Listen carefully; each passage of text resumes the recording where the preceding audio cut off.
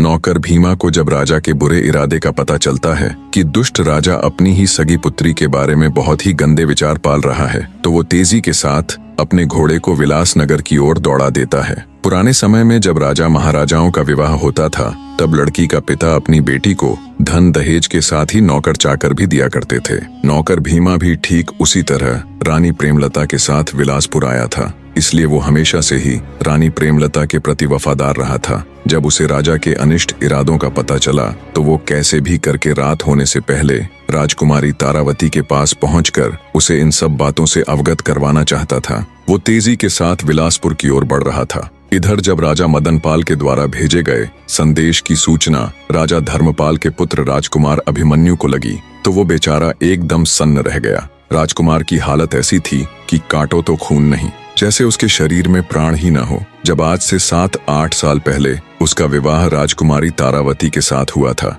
तब राजकुमार अभिमन्यु ने तारावती की एक झलक देखी। वो उसकी कजरारी आंखें, वो उसका मासूमियत से भरा चेहरा, तब से ही वो राजकुमारी के साथ अपना जीवन बिताने के सपने संजो रहा था। इन बीते वर्षों का एक एक दिन उसने यही सोचकर काटा था कि एक दिन तो ऐसा आएगा जब उसकी पत्नी यानी राजकुमारी तारावती उसके पास आ जाएगी। भारी हृदय और आंखों में अश्रु लिए राजकुमार अभिमन्यु को बिल्कुल भी यकीन नहीं हो रहा था कि उसकी पत्नी अब इस दुनिया में नहीं रही। उधर दुष्ट राजा मदनपाल ने अपनी घिनौनी योजना के तहत सभी नौकरों को छुट्टी दे दी और महल की सुरक्षा में खड़े सिपाहियों को सख्त हिदायत दी कि आज रात कोई भी महल के अंदर ना आने पाए और न ही कोई बाहर जाने पाए। दिन ढल चुका था, शाम हो चुकी थी। शाम होते होते नौकर भीमा भी राजमहल के मुख्य द्वार पर पहुंच गया, पर जब वो अंदर जाने लगा तो वहां मौजूद पहरेदारों ने उसे रोक लिया और बोले, क्या तुम्हें पता नहीं कि आज महाराज ने सभी को छुट्टी दे रखी है? पहरेदारों की बात सुन एक बार के लिए तो भीमा सख्ते में आ गया,